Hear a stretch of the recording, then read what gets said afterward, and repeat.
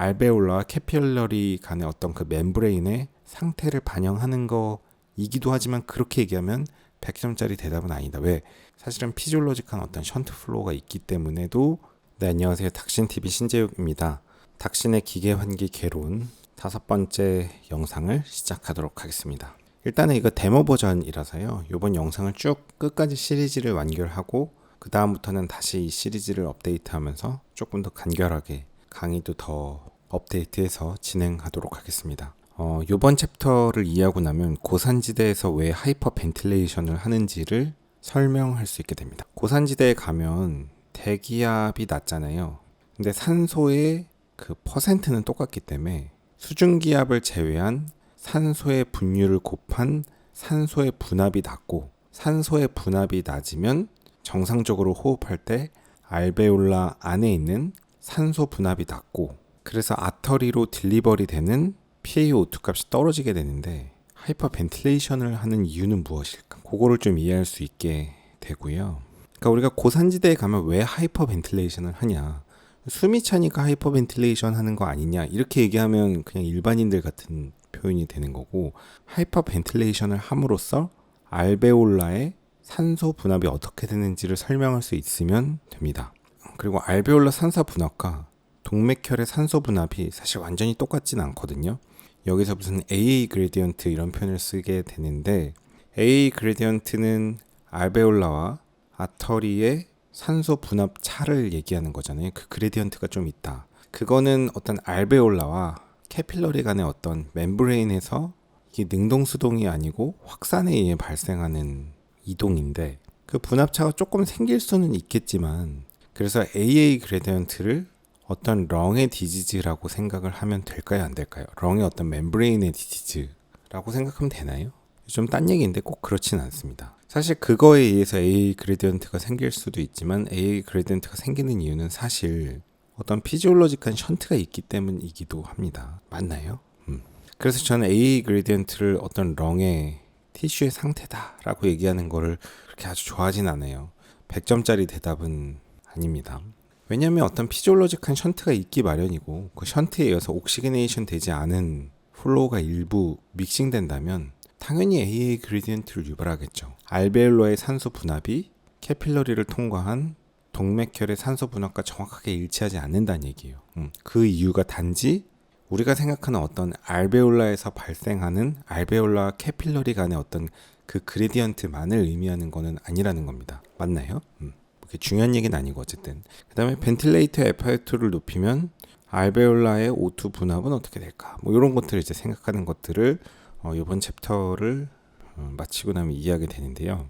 이게 좀 계속 복잡하게 얘기하기 시작하면 장황해져서 영상을 찍고 나니까 늘 분량이 많으면 후회스럽더라고요. 최대한 짧게 간결하게 진행하도록 하겠습니다. 그래서 이거는 뭐 이 사람 이름이 있는데 제가 사람 이름 까먹었는데 지금 그게 중요하진 않고, 대기압이 760mm의 수은의 압력과 같다라는 것을 이제 이분이 최초로 발견했다는 건데, 이제 수은의 높이 요만큼이 760mm고 그만큼의 수은의 압력이 작용을 하고 있죠. 그다음에 여기는 진공이기 때문에 여기서 발생하는 압력은 없고, 그다음에 여기서 발생하는 누르는 압력은 대기 중의 O2와 대기 중의 질소의 압력만 있습니다. 맞나요?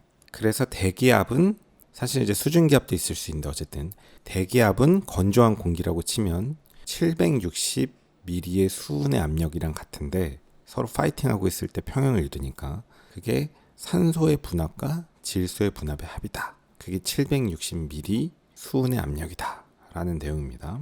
그래서 대기압은 760mm 수은인데 요게 1 atm인데 대충 거기는 질소의 분압 더하기 산소의 분압이 있고 수증기압이 있다. 근데 이 수증기압은 온도에 따라서 다르고, 이 수증기가 어느 정도 분포하느냐에 따라서 달라집니다. 어쨌든 그래서 760에서 수증기압을 제외하면 건조한 기체의 분압이 되고, 건조한 기체의 79%는 질소, 산소는 21%가 됩니다. 그래서 지금 이 상황은 아주 건조한 상황, 아주 중요한 얘기들은 아닌데 아주 건조한 상황을 가정하면 수증기압이 없어요. 아주 습할 때는 포화되면 포화 수증기압을 더해주면 되고, 수증기압은 대기 중에 이제 습도에 따라서 결정되거든요. 우리가 여름에 아주 습할 때, 막 창문에 물이 맺힐 정도로 습할 때, 그때는 이제 포화 수증기 되어 있는 상태고, 그걸 이제 포화 수증기 압이라고 하는데, 포화 수증기 압은 온도랑 관련이 있습니다. 온도가 떨어지면 포화 수증기 압은 낮아지고,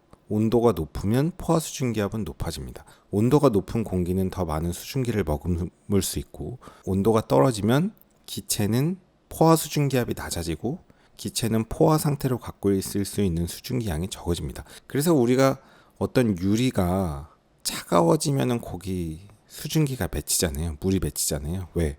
차가운 데는 포화 수증기압이 낮기 때문에 응결이 되어버리는 거죠.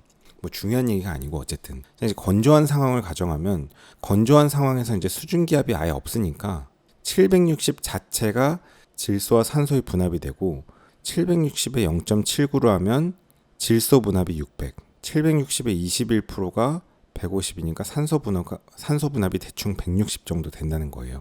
그러니까 아주 건조한 상황에서는 1기압에 79%, 21%가 항상 질소와 산소인데 산소 분합은 160, 질소 분합은 600. 그리고 이 두 개가 합쳐서 1atm, 760mHg를 의미한다는 겁니다. 약간 뭐 이상기체 이런 가정이 있을 텐데 이상기체는 서로 상호작용을 하지 않고 드라이한 기체는 지금 대기 중에서 질소와 산소의 비율은 항상 이 비율을 따른다라는 가정이 있습니다. 대기 중에 이산화탄소 없나요?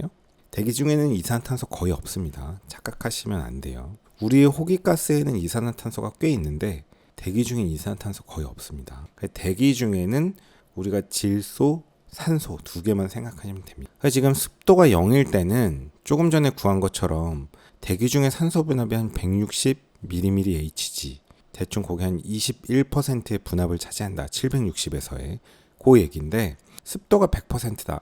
예를 들어 여름에 굉장히 습한 상황이라고 생각해 볼게요. 포화 수증기압은 온도에 따라서 정해지는데 뭐 특정 온도에서 수증기압이 이제 47이라고 쳐볼게요.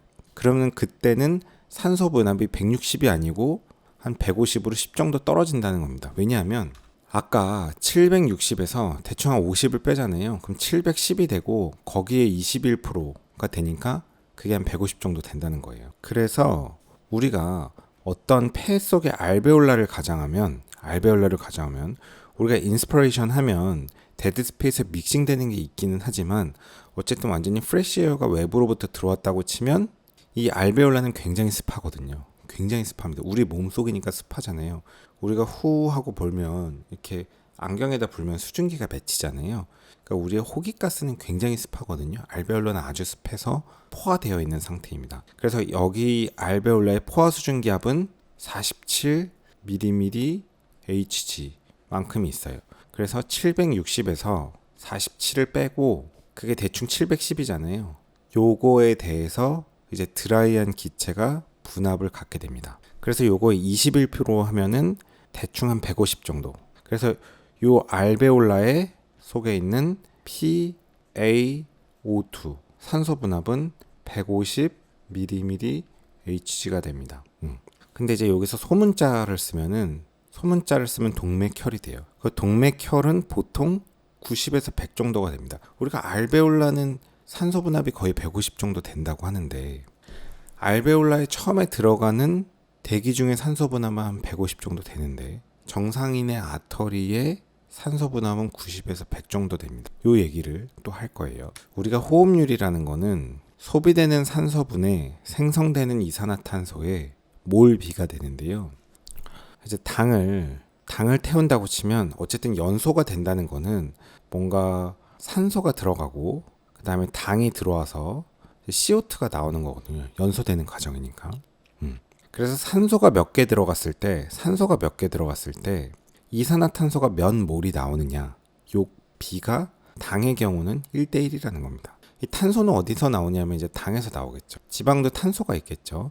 그래서 지방에서 어떤 탄소를 공급하고 산소가 들어가서 CO2가 나오는 요 두 개의 산소와 이산화탄소의 몰비가 0.7이라는 겁니다. 그러니까 우리가 일반적으로 사람이 이거저거 밥을 먹으면 당도 있고 지방도 있고 단백질도 있어서 어쨌든 이 사람이라는 개로 들어가는 산소의 몰수비와 이산화탄소의 몰수비를 봤더니 0.8이라는 거예요. 그거를 우리가 호흡률이라고 합니다. 사람은 이거저거 먹을 때 호흡률이 대충 0.8 정도 된다. 뭐 0.7과 1 어딘가에 있겠지만 대충은 0.8 정도 된다.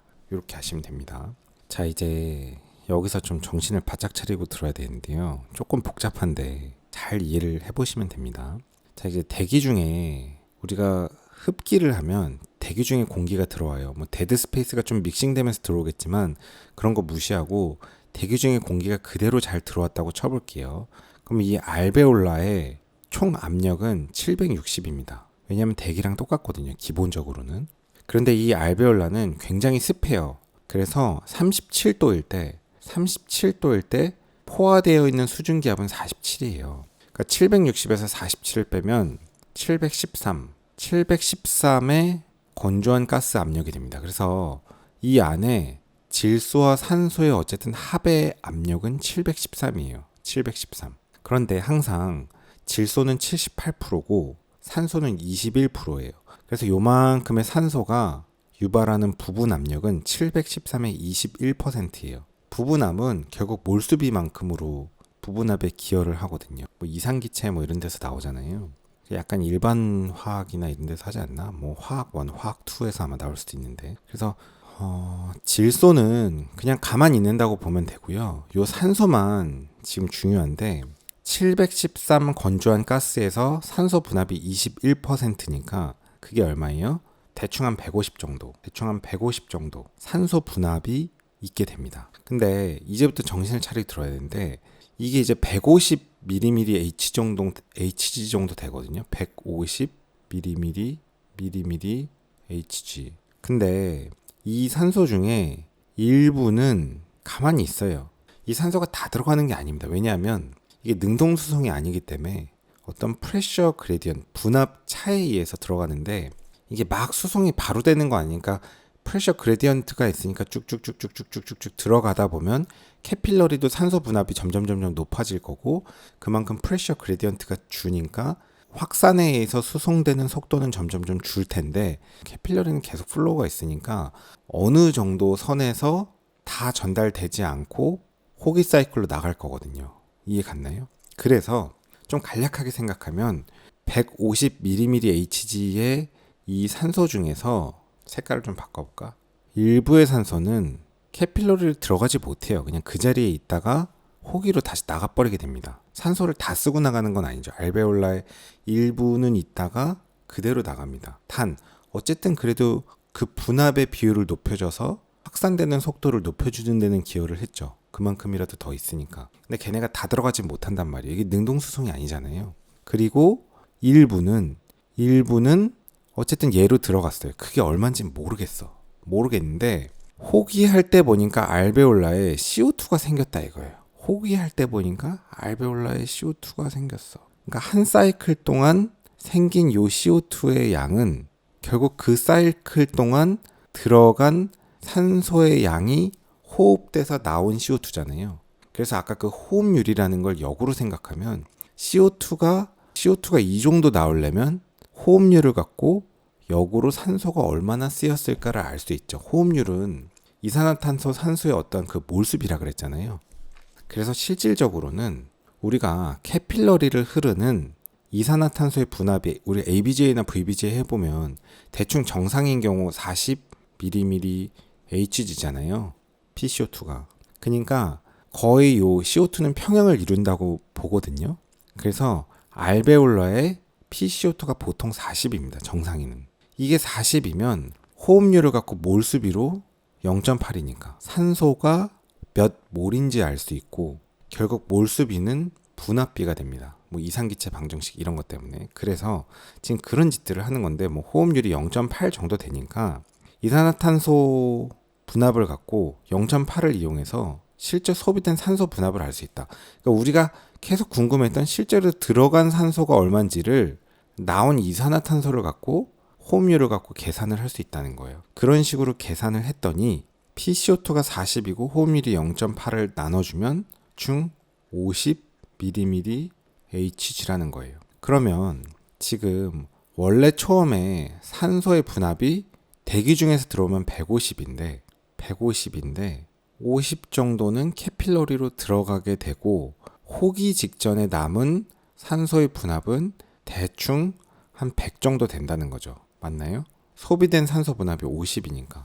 들어간 게 50이잖아요. 그러니까 남아있는 게 한 100 정도 되잖아요. 그래서 흡기될 때 산소의 분압은 대충 150이고 혹이 될 때쯤 뭔가 쭉 이동을 하니까 들어가다가 다 들어가지 못하고 한 50mmHg 정도의 분압이 들어갔고 나머지 100mmHg 정도의 분압은 그대로 남아있다 나가게 된다는 겁니다. 요 이해 가십니까? 그래서 결국 흡기된 가스가 뭔가 평형을 이뤘을 때 알베올라의 산소 분압은 이런 류의 계산에 의하면 대충 한 100 정도가 된다. 우리가 대기 중에 공기를 흡입해서 가스 익스체인지가 되고 호기 직전에 평형을 이루었을 때 알베올라 안에 이 안에 산소 분압이 100mmHg 정도 된다라는 겁니다. 그게 지금 이 얘기예요. 이해 가시나요? 그래서 이 식이 어떻게 되는지를 이해하시면 됩니다. 이 식이 나온 거는 우리가 들어왔을 때의 산소 분압이 포화수증기압을 제외하고 나머지 건조한 기체의 21% 분압이니까 대충 한 150 정도 되는데 이 중에 일부는 들어가지 못하고 그대로 있고 일부는 들어갔는데 그 들어간 양이 얼마인지 모르니까 혹이 될 때 새로 생성된 이산화탄소를 갖고 호흡률을 계산해서 얼마의 산소가 들어가고 얼마가 나오는지 그 비율이 이제 호흡률이니까 이만큼의 이산화탄소가 생성되기 위해 사용된 산소의 몰수를 알 수 있고 분압을 통해서 이 이산화탄소 분압은 우리가 ABGA, VBGA를 했을 때 얻은 PCO2의 분압이니까 그게 대충 40이잖아요. 그게 대충 40이잖아요.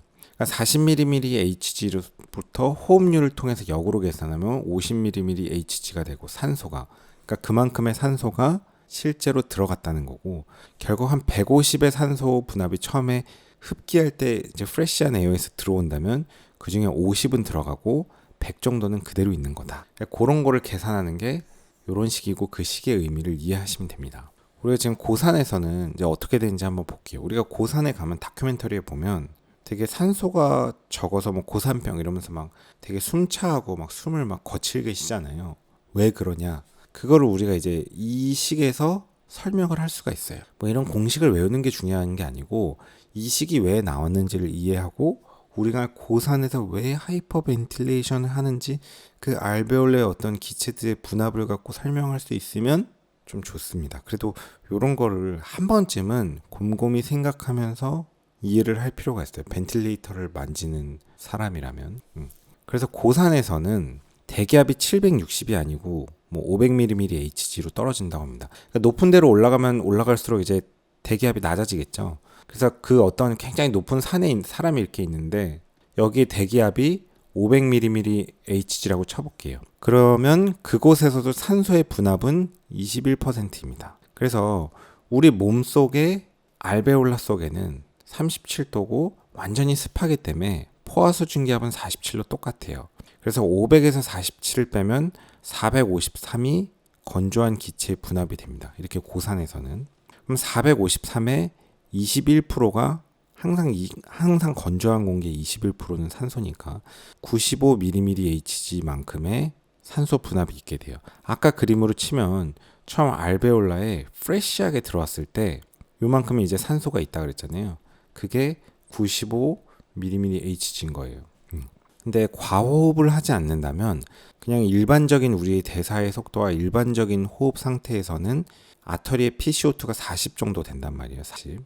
그럼 우리가 호흡률을 갖고 계산하면은 아까 그 식에 의해서 알베올라에 어떤 평형을 이루고 호기 직전에 산소 분압은 40에 호흡률 0.8로 나누면 50을 빼주고 처음에 들어온 산소 분압이 95니까 산소 분압이 45밖에 안 되는 거예요.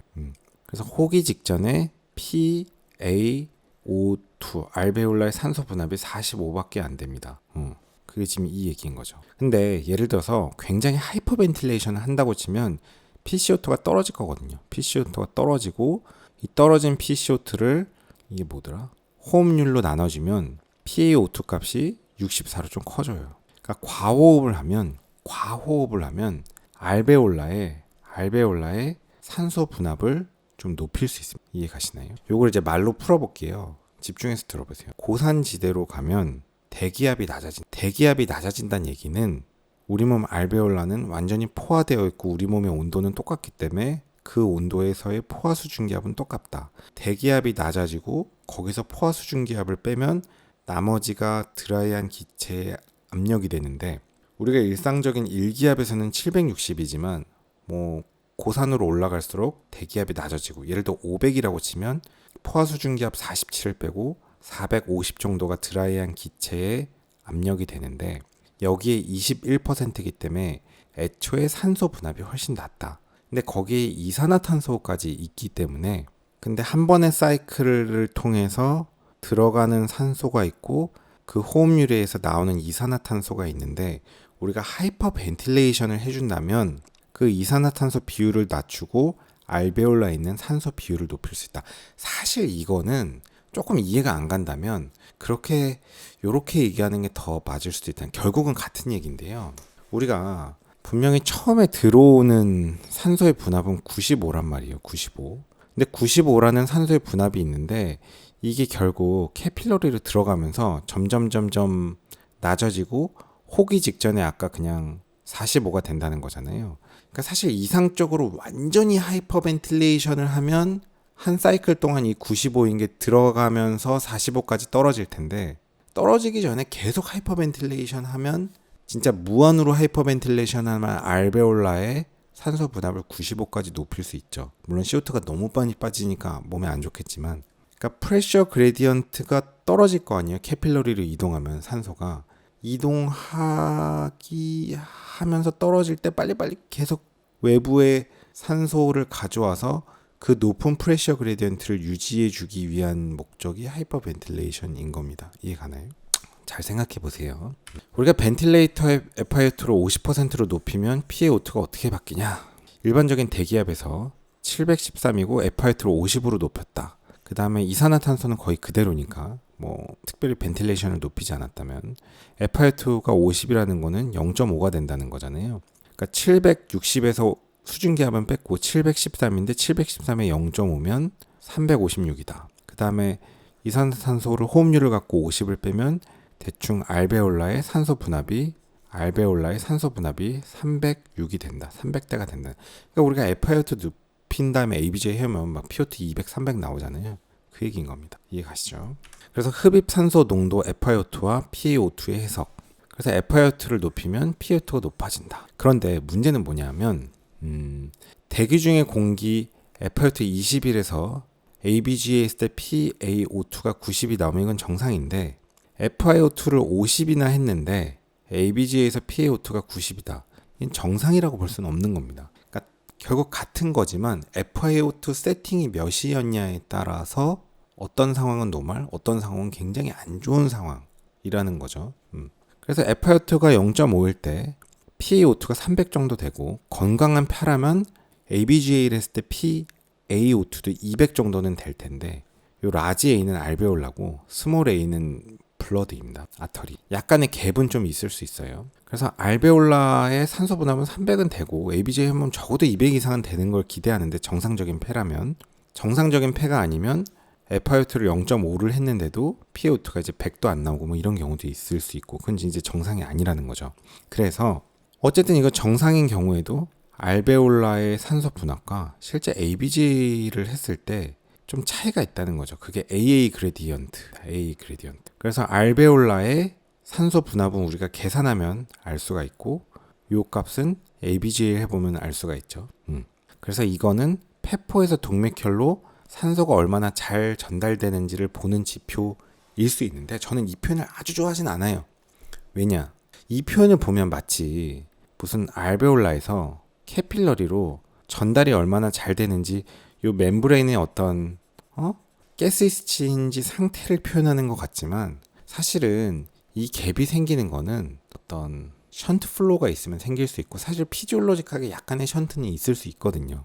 이해 가시나요? 뭐 중요한 얘기는 아닌데 어쨌든 그럴 수 있다라는 걸 아셔야 됩니다. 그래서 AA 그레디언트는 정말 그 가스 익스체인지 정도를 나타내는 지표이긴 하지만, 이게 100점짜리 대답은 아니라는 거를 좀 아셨으면 좋겠어요.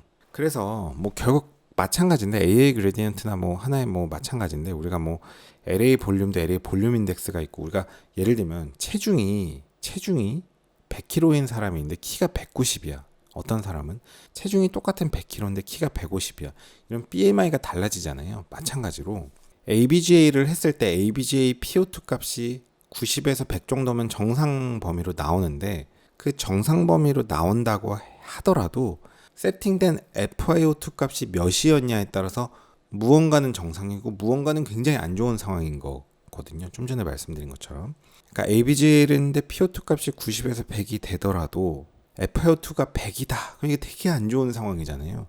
FiO2가 0.21이다. 이러면 되게 정상적인 상황이고. 그래서 ABGA를 해서 PaO2 값을 도대체 FiO2가 몇이었냐, 그거를 PF 레이시오라고 합니다. 그래서 ABGA를 했을 때 아터리의 산소 분압을 들어간 가스의 산소 분압으로 나누어 줍니다. 마치 BMI LA 볼륨 인덱스 이런 것처럼 어떤 인덱스 값인데, 그렇게 했더니 100 이하면은 굉장히 안 좋은 상황이다. 일단 ALDS가 PF 레이시오를 갖고 이 그레이드를 좀 나누잖아요.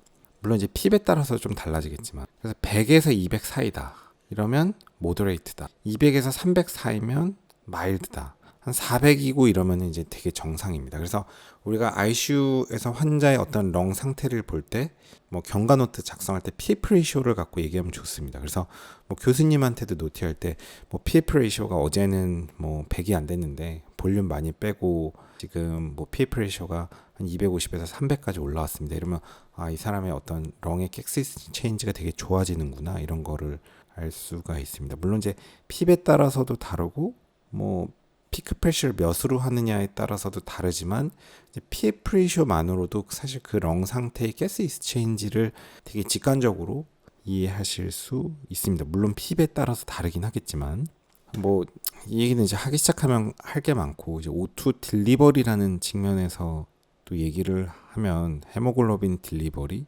시럼에 있는 산소 분압의 딜리버리 이런 거 얘기하면 이것도 또 되게 깊은 주제긴 한데 흔히들 되게 헷갈리는 주제인데, 어쨌든 하고 싶은 얘기는 간략하게 대충 PO2가 한 80 정도 되면은 세추가 이제 한 80 후반에서 90 정도 되거든요. 그 정도 되면 이제 더 이상 산소 분압이 높아져 봐야 별 의미가 없습니다. 그러니까 산소 분압이 대충 한 80 정도 넘으면 100이거나 200이거나 300이거나 세츄레이션 자체는 거의 차이가 안 난다는 거죠. 헤모글로빈의 세츄레이션은. 근데 우리가 티슈에 O2를 딜리버리 할 때는 헤모글로빈에 탑승된 산소가 거의 대부분의 딜리버리를 차지하거든요. 시럼에 녹아서 가는, 시럼이 뭐예요? 그냥 액체잖아요. 액체에 기체 안 녹잖아요. 산소 분압이 200이 되든 300이 되든 400이 되든 이거는 블러드 가스 애널리시스에서 나온 거잖아요. 그러니까 시럼에 녹는 산소 분압이 200이 되든 300이 되든 헤모글로빈에 탑승하는 세츄레이션은 더 이상 올라가지 않고 헤모글로빈에 의해 전달되는 산소량이 거의 대부분이기 때문에 200이 되든 300이 되든 더 증가되지 않고, 시럼, 혈장 속에 산소 분압이 200이 되고 300이 되면 2배, 3배가 되지만 시럼에 녹는 산소의 양 자체가 애초에 워낙 적기 때문에 헤모글로빈에 탑승하는 산소에 비해서 그게 2배, 3배 돼봐야 0.01, 0.1밖에 안 되는, 그게 2배, 3배가 돼봐야 전체 딜리버리에 미치는 영향은 거의 없다. ICU북에 나오는 얘기인데요. 요건 좀 나중에 얘기하겠습니다. 이해 못했으면. 요건 무슨 얘기냐면, 사실 이제 FiO2를 우리가 상황에 따라서 높여야 될 때가 있잖아요. 뭔가 가스 익스체인지가 잘 안 되면, 렁 상태가 안 좋고 ALDS고 풀모널 이디마가 있고 이러면 결국 FiO2를 높이다 보면 핍도 그거에 맞게 대충은 얼어지는 값들이 있다는 겁니다. 그러니까 FiO2가 0.8, 0.9 간다는 건 되게 안 좋다는 얘기잖아요. 그럴 때는 핍도 그만큼 높아져야 된다는 겁니다. 알베올레 많이 열어줘서 더 효율적으로 해야 된다는 거고, FiO2가 0.2나 0.4다 하면 되게 좋다는 얘기잖아요. 그럼 핍도 피지올로직한 수준으로 내려와야 됩니다. 이런 이유는 사실 이제 상황에 따라서 다르니까 이게 딱 요대로 쓰진 않아요. 피크 프레셔도 고려하고 벤틸레이터 되는 RR도 고려하고, RR이라는 건 지난번에 우리가 공부했지만 타임 컨스탄스에 의해서 결정되기도 하고, 이 벤틸레이터를 장기적으로 쓰는 세팅인지 단기로 쓰는 세팅인지 퍼미시브 하이퍼캡니아를 하는 상황인지 여러 가지 상황에 따라서 좀 달라지는데, 어쨌든 일반적으로 FiO2 요구량이 높아진다는 건 안 좋다는 얘기고, FiO2를 높임에 따라서 대충은 핍도 좀 높이는 게 맞다. 그냥 그 정도를 일단 아시면 됩니다. 하지만 이게 아주 교과서적으로 1대1로 이렇게 쓰는 건 항상은 아닌 것 같아요. 저는 이제 뭐 특정 예를 들어주면 좋겠는데 실제 환자의 세팅을 하다 보면 약간 케이스 바이 케이스로 조금 갈리기는. 일단 오늘 여기까지 하겠습니다. 오늘도 긴 영상 봐주셔서 감사합니다. 오늘 내용은 핵심은요, 요 그림을 좀 이해하시면 되고 이 시기 왜 나왔는지를 이해하시면 되고, 결국 우리가 고산지대에서 왜 하이퍼벤틸레이션을 하는지, FiO2를 높이는 상황에 알베올라의 산소 분압이 높아지고 그렇게 되면 프레셔 그레디언트가 크니까 캐필러리 안에 그만큼 산소가 더 잘 전달되고, 그래서 ABGA를 하면 PaO2가 증가되는 이유가 그것 때문이고, 실제 알베올라와 캐필러리의 산소 분압은 완전히 똑같지 않다. 그 이유는 AA 그레디언트를 생각하면 되는데, 어떤 가스 익스체인지가 그레디언트에서 되고, 그레디언트가 되면 전달이 되면 될수록 줄다 보면 속도가 느려지고, 그래서 완전히 평형을 이룰 때까지 기다리진 않는다. 우리가 흡기 호기가 계속 연속적으로 이루어지니까요. 블러드는 계속 흐르고 있고, 그래서 적당히 어느 정도의 그레디언트가 발생하는데, 그 AA 그레디언트는 알베올라와 캐필러리 간의 어떤 그 멤브레인의 상태를 반영하는 거이기도 하지만 그렇게 얘기하면 100점짜리 대답은 아니다. 왜? 사실은 피지올로직한 어떤 션트 플로우가 있기 때문에도 그레디언트가 생긴다. 그런 내용들 이 정도 이해하시면 좋습니다. 이 내용은 사실 몰라도 벤트를 운영하는데 상관은 없는데요. 그래도 벤틸레이터를 다루는 사람이라면 지금 이런 생각을 한 번은 이해하고, 왜 고산지대에서 하이퍼벤틸레이션을 하는지, 하이퍼벤틸레이션을 함으로써 이산화탄소 분압을 낮추고 그로 인해서 알베올라의 산소 분압을 높인다라고 이해하셔도 되고, 다 같은 얘기인데, 대기압이 낮기 때문에 포화 수증기압을 제외한 산소 분압이 낮고, 그 낮은 산소 분압을 호기 사이클이 느리면 결국 캐필러리로 들어가면서 알베올라에 있는 산소 분압이 떨어지고 그만큼 딜리버리 속도가 늦춰지기 때문에 최대한 하이퍼벤틸레이션을 해서 전체에 들어오는 프레시한 산소 분압이 낮지만 그 낮은 산소 분압을 최대한 유지해서 캐필러리의 프레셔 그레디언트를 더 높게 유지하고 그만큼 딜리버리가 최대한이 되도록 유지하기 위함이다. 이렇게 설명을 할 수 있으면 아주 좋습니다. 이 정도는 이해하고 벤틸레이터를 운용하는 사람과 이해하지 않고 그냥 뭐 대충 FI 높이면 높아지는 거 아니야? 뭐 FI 낮추면 낮춰지는 거 아니야? 뭐 이러고 있으면 좀 그렇죠. 오늘도 긴 영상 감사합니다. 수고하셨습니다. 고속도로 1차로는 앞지르기 차로입니다. 계속 주행을 하시려거든 주행차로로 내려오십시오. 앞지르기 차로 계속 주행은 단속 대상입니다.